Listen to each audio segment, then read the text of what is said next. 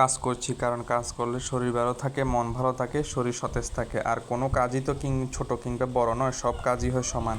সব কাজের প্রতি সম্মান রেখে, সব শ্রমিকের প্রতি সম্মান রেখে আমিও আমার কাজ করে যাচ্ছি।